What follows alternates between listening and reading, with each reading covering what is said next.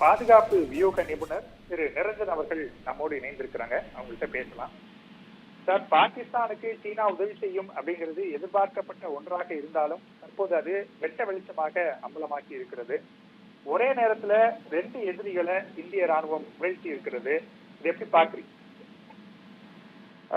அடிப்படையா நான் பார்க்க விஷயம் எப்படி இருக்குன்னா, நீங்க ஒண்ணு புரிஞ்சுக்கணும். பாகிஸ்தானுக்கு சில ஏவுகணைகளாகட்டும், இல்ல அவங்க ரேடார்களாகட்டும், இல்ல அவங்களோட மத்த இன்ஃபர்மேஷன் சிஸ்டம், அதாவது அவங்களோட தற்காத்து கொள்ளும் திறன், அதற்கு வளர்த்துக்கல.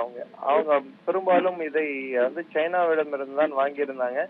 அதுக்கு இருக்கக்கூடிய ஃப்ரீக்வன்சின்னு சொல்லுவாங்க, அந்த அலை, அது எல்லாமே அதுல இருக்க கோடு எல்லாமே சைனா சம்பந்தப்பட்டவர்கள் மட்டும்தான் அதை ஹேண்டில் பண்ணும் விதமாக இருந்தது. அது அவங்களோட சைனா சேட்டலைட்டுகளுக்கு லிங்க் செய்யப்பட்டிருந்ததால, சோ அது சைனாவிலிருந்து வந்தவர்கள் மட்டும்தான் அதை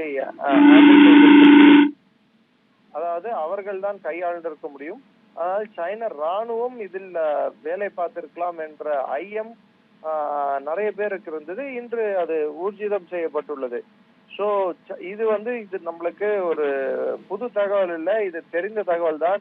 இன்னும் திடுக்கிடும் தகவல்கள் நிறைய வந்த வண்ணம் இருக்கின்றன. ஒரு திடுக்கிடும் தகவல், ஷாஹீன் மிசைல் என்பது ஃபதேன்னு சொன்ன மிசைல் இல்ல, ஷாஹீன் என்ற ஒரு மிசைல் இந்தியாவை நோக்கி ஏவப்பட்டது. அது இசாரை நோக்கி வந்தபோது S-400 மிசைல் டிஃபென்ஸ் சிஸ்டமை வைத்துதான் நாம் தகர்த்தோம்.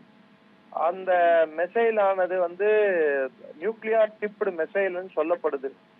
சோ நம் மீது அணுகுண்டு எறிவதற்கும் அவர்கள் சில முயற்சிகள் எடுத்துள்ளார்கள். ஆனால் எல்லாமே தகர்க்கப்பட்டன. பாகிஸ்தானின் முயற்சிகள் தகர்க்கப்பட்டன. சோ இதில் பாகிஸ்தான் நம்மளுக்கு நேர்முகமாக தெரிந்த எதிரி என்றால், சைனா மறைமுகமாக பல வேலைகளை இதை பார்த்திருக்கிறது. சோ இந்த போர் நீடிக்க வேண்டும் என்பதில் பாகிஸ்தானை விட சைனா குறியாக இருந்திருக்கிறது. ஆனால் நாம் நடத்திய 1.5 மணி நேர தாக்குதலானது பாகிஸ்தானை நிலைகுலைய செய்தது. அது பாகிஸ்தானை மட்டும் நிலைகுலைய செய்யவில்லை, சைனாவின் எல்லா கருவிகள், சைனா கட்டியிருந்த அரண்கள், சைனா பாகிஸ்தானுக்கு கொடுத்திருந்த எல்லா போர் கருவிகள் எல்லாத்தையும் நிலைகுலைய செய்தது. சோ இந்த போரானது பாகிஸ்தானுக்கு மட்டும் கொடுத்த பதிலடியாக நம்ம கருதக்கூடாது. சைனாவோட சூழ்ச்சிக்கும், சைனா பாகிஸ்தானை ஒரு சப்ஸ்டியூட்டா, இன்னும் சொல்ல போனா ப்ராக்சியா யூஸ் பண்ணக்கூடிய அந்த தந்திரத்துக்கும் அடித்த ஒரு பெரிய அடியாகத்தான் நாம் பார்க்க வேண்டும். நிச்சயமா சார். இப்ப சைனாவோட சூழ்ச்சி அப்படின்னு நம்ம பேசும்போது இந்த தோல்விக்கு அவங்க ரியாக்ட் பண்றதுக்கான வாய்ப்புகள் இருக்கு. அப்ப அதை எப்படி இந்தியா ஃபேஸ் பண்ண போகுது? சைனா அடிப்படையா அவங்க புது ஃப்ரண்ட் ஓபன் பண்றதுக்கான தைரியம் சைனாக்கு இல்லை.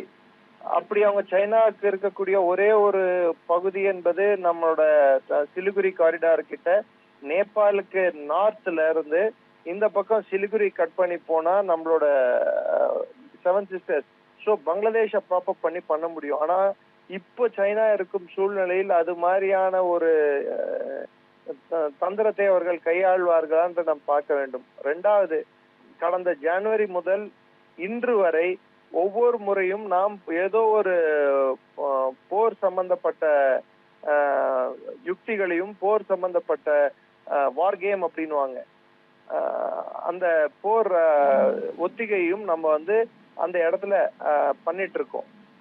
டீஸ்டா ரிட்ஜ்னுவாங்க அந்த இடத்துல நம்ம பண்ணிட்டு இருக்கோம். ஒரு பக்கம் பங்களாதேஷை நோக்கி இருக்கு, இன்னொரு பக்கம் நேபாளம், மேற்கே போனா தெற்கே வடக்கே போனா சைனா வந்துருது. சோ இந்த பகுதிகளில் தான் நம்ம அதிகபட்சமான இந்த போர் யுக்திகளை கையாண்டு, பீரங்கிகள், நம்ம ஏவுகணைகள், நம்ம விமானங்கள், விரைந்து தாக்கு தன்மை கொண்ட நமது ஸ்பெஷல் போர்சஸ் அப்படின்னு சொல்லக்கூடிய அவர்களை எல்லாம் வைத்து கொண்டு நாம் இதெல்லாம் இந்த எக்ஸசைஸ் எல்லாம் பண்ணிட்டு இருக்கோம். சோ இதை சைனாவும் உத்து கவனிச்சிட்டு இருக்காங்க, பங்களாதேஷும் கவனிச்சிட்டு இருக்காங்க, எல்லாரும் கவனிச்சுட்டு இருக்காங்க. சோ அந்த இடத்துல அவங்க தாக்க முடியுமான்னா அந்த இடத்துல தாக்கக்கூடிய சக்தி சைனாவுக்கு இல்லை. ஆனால் அவர்கள் பாகிஸ்தானில் பரவலாக இந்த தாக்குதலானது, இந்த சண்டையானதை நீடிப்பது சைனாவின் குறிக்கோளாக இருக்கும். இன்னும் வந்து சைனா வந்து இன்னும் இந்த பிரச்சனையை வந்து பெருசுபடுத்துறதுக்கு அவங்க முயற்சிப்பாங்க என்று நான் கருதுறேன். ஆனா சைனாக்கு இருக்கக்கூடிய மிகப்பெரிய பிரச்சனை, நாம் 3 பக்கமும் ஆப்கானை சூழ்ந்து கொண்டு இருக்கிறோம். ஒரு பக்கம் இந்தியன் ஃப்ரண்ட்டை விட்டுருங்க, மத்த 3 பக்கம் ஒரு பக்கம் கைபர் பக்துன்வாவிலிருந்து ஆப்கானிஸ்தான் இன்று அவர்கள் காபூல் நதியை நிறுத்துவதாக அவர்கள் சொல்லி இருக்கிறார்கள். இன்னொரு பக்கம் சிந்தில் கலவரம் வெடித்த வண்ணம் உள்ளது, நேற்றே நீங்க டிபேட் பண்ணீங்க. இன்னொரு பக்கம் பலூச்சிஸ்தான்ல எல்லை மீறி போய் கொண்டிருக்கிறது பிரச்சனை. சோ எல்லா டைரக்ஷன்ல இருந்தும் பாகிஸ்தானை சூழ்ந்துட்டு இருக்கோம். இப்போ அவங்களுக்கு மிச்சம் இருக்கிறது அந்த வெஸ்ட் பஞ்சாப் தான். கில்கித் பல்திஸ்தான்லயும் பிரச்சனை வெடித்திருக்கிறது, மக்கள் போராட்டம் வெடித்திருக்கிறது.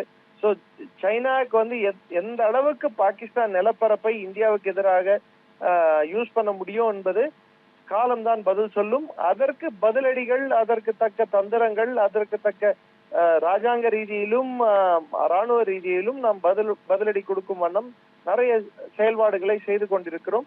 It is a developing story. இது நடந்துட்டு இருக்கு. இன்னும் நம்மளுக்கு நிறைய விஷயங்கள் வெளியே வர வேண்டியது இருக்கு. நம்ம கொஞ்சம் பொறுத்தா இன்னும் பல தகவல்கள் வெளியே வரக்கூடும். அதுவும் திடுக்கிடும் தகவல்களாக இருக்கக்கூடும்.